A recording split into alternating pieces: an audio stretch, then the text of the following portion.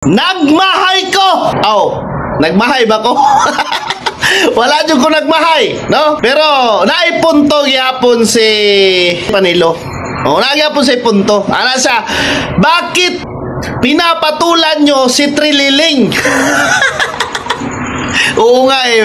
Bakit namin pinapatulan si Trililing? Alam naman namin nga, wala na yan sa matinong pag-iisip. May Trililing na yan eh. No? Iwan ko. Bakit nga namin pinapatulan, no? Inaiinis lang talaga ako sa kanya, mga kabanat, no? Kasi yun nga, panay ang tira niya, walang laman. Mga issue. Samantala, pag ghost project ang pinag-usapan, ay, yun. Hindi mo maririnig yan, no?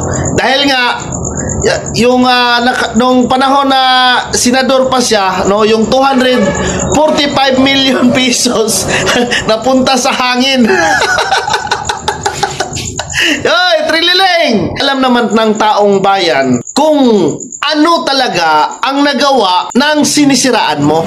Ang sinisiraan mo, siya po ang tunay na nagmamahal sa bayan, nagsilbi sa bayan, nagmalasakit sa mga Pilipino, kagaya naming mahihirap, at ikaw, wala ka namang nagawa sa bayan. Wala ka namang silbi sa bayan, Trililing eh.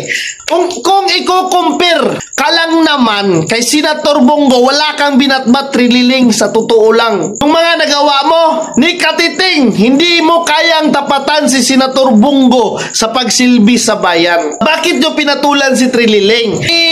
Yung pakay lang niya naman is manira o nagpapasikat lang dahil inuutusan rin. Kasi pag pinapatulan natin si Trililing, ang makakuha ng benepisyo, siya ho, di ba? Dahil sisikat siya, no? Mabubuhay na naman yung political career niya, no? Dahil yun nga, nagpapasikat siya, di ba? So kaya sinasabi ni Atty. Panilo, wala namang saysay, walang silbi pag pinatulan nyo yung si Trililing na yan. Trililing na nga eh. Di ba? Pinapatulan nyo pa. Oh? Kaya yun ang pagkaintindi ko sa sinasabi ni Atty. Panilo. Di ba, mga kabanat? Panay ang banat ko kay Antonio Trillanes. Pero hindi rin ako nagsisisi, no? Dahil pinagtanggol ko lang ho, no? Si Senator Bongo. Bakit natin kailangan ipagtanggol si Senator Bongo?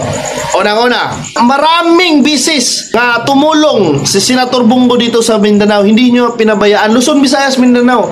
Kahit ano, siya pa ang nagsilbi sa bayan, siya pa ang gumawa ng tama, tapos siya pa ang sisiraan.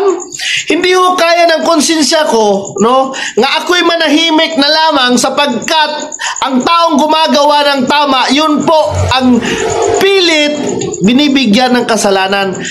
Tapos, ang nagbibigay ng isyo, ang nagbibigay ng kasalanan, yung taong walang silbi sa bayan, yung walang nagawa. Ay, nako. Kaya ho, hindi ako nagsisisi nga bakit pinatulan ko itong si Antonio Trililing dahil, ay nako, naiinis talaga ako, no? Si Senator Bongo pa talaga ang tinira niya, yung sinisiraan niya, yun ho ang nagmamahal sa ating bayan. Alam ho ng taong bayan yan, kahit ayaw at sa gusto mo, Trililing, no? Mahal na mahal ng taong bayan si Senator Bongo kaysa sa'yo.